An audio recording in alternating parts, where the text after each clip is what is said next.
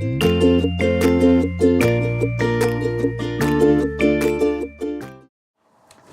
nous reste encore, comme source d'information, à ne pas négliger les thèses soutenues ou des thèses qui sont en cours et non encore soutenues.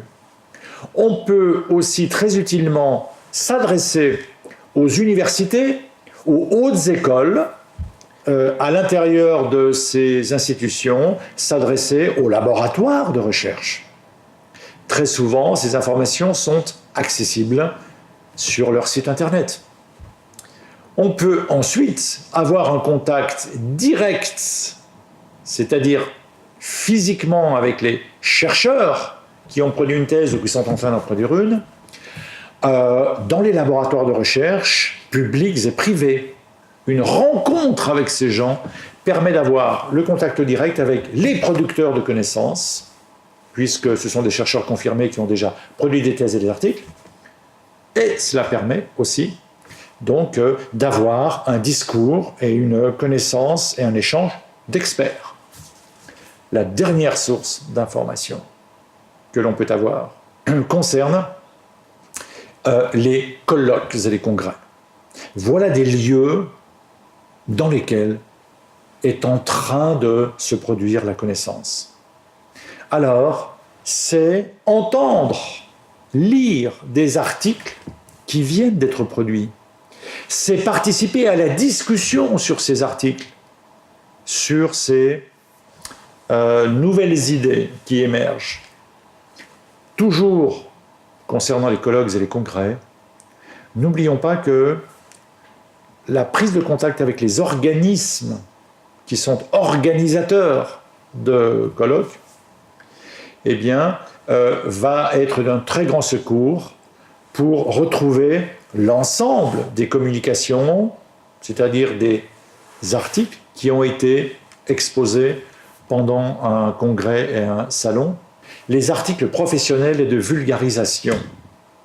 N'oublions pas que les revues et les journaux professionnels, généralistes ou spécialisés, sont aussi des supports dans lesquels on va trouver des exemples concrets de la question qui nous préoccupe.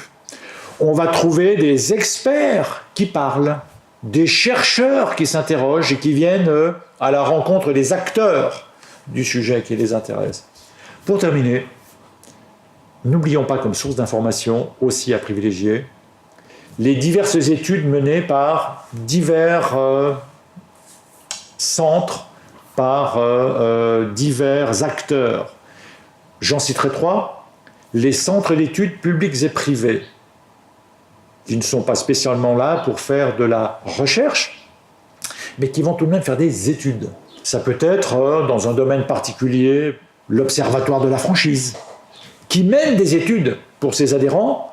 Ça peut être des acteurs qui sont de plus en plus présents aujourd'hui dans le domaine de la production d'idées.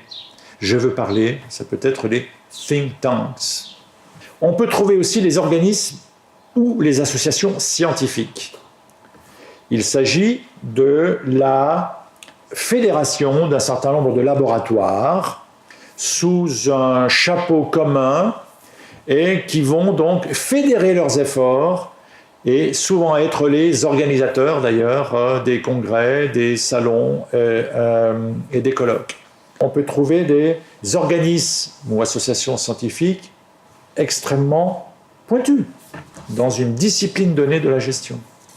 On peut finalement s'adresser aussi, et ne pas négliger, les organismes ou associations professionnelles, c'est-à-dire qui rassemblent les acteurs ou les professionnels d'un même secteur.